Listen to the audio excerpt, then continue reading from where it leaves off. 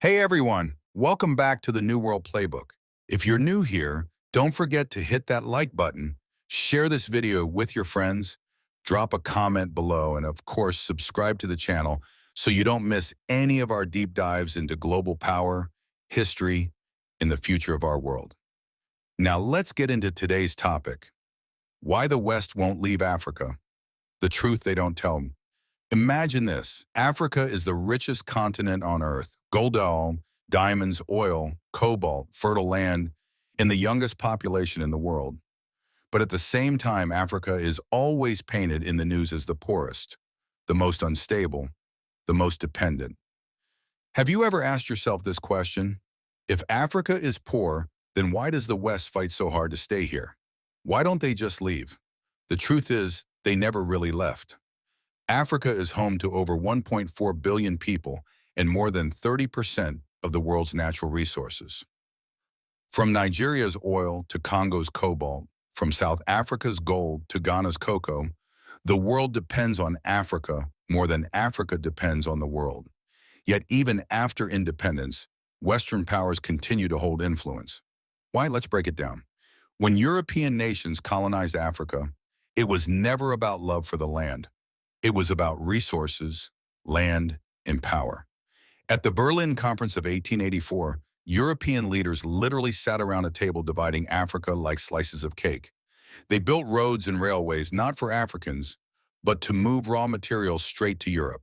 Independence brought down their flags, but not their systems. And here's the real reason they won't go. Africa is simply too valuable to abandon. Cobalt from Congo powers the batteries in our smartphones, laptops, and electric cars. Nigerian oil fuels global industries. Ghana and Ivory Coast cocoa supply more than half the world's chocolate. South African platinum is vital for manufacturing. Rare earth minerals across the continent are essential for modern technology.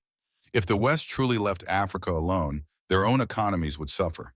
That's why Kwame Nkrumah, Ghana's first president, warned the world about what he called neo-colonialism. Direct rule may have ended, but the control never stopped.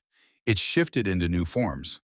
14 African countries still use the CFA franc, a currency tied to France's central bank. The IMF and World Bank provide loans with strings attached, forcing policies that benefit Western companies more than African citizens. And the US and France maintain dozens of military bases across the continent, always in the name of security, but also to protect their own interests. And then there's the media. Western media often shows Africa as a place of poverty, hunger, and war. Rarely does it show the reality of Africa as a center of innovation, culture, and growth.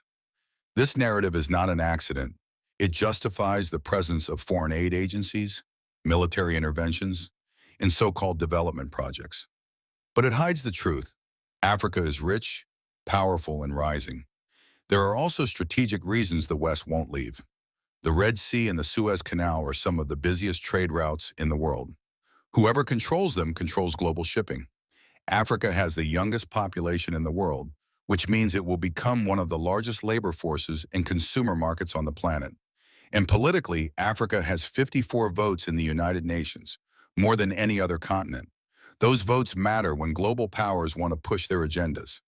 Now, to be fair, not everyone from the West stays in Africa to exploit it. Some genuinely love Africa and settle here for business opportunities, the lifestyle, or humanitarian work. But when we zoom out, the bigger picture is clear. The West stays not out of love, but out of power, profit, and strategy. So why doesn't the West leave Africa? The answer is simple. They can't.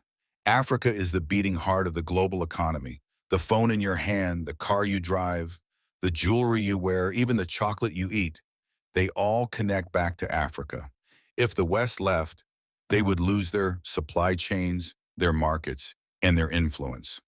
But here's the part they don't want you to know. Africa doesn't need saving. Africa needs sovereignty.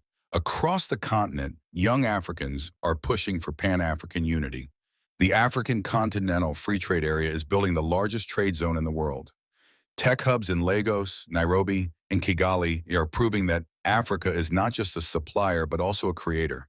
And new partnerships with China, India, and others are giving Africa more choices beyond the West. The truth is this: the West won't leave Africa because Africa is too important for them to walk away. But the more Africa builds its own systems, the more independent it becomes. The day Africa fully stands on its own feet, the West won't just leave. They'll have no choice but to respect Africa as an equal.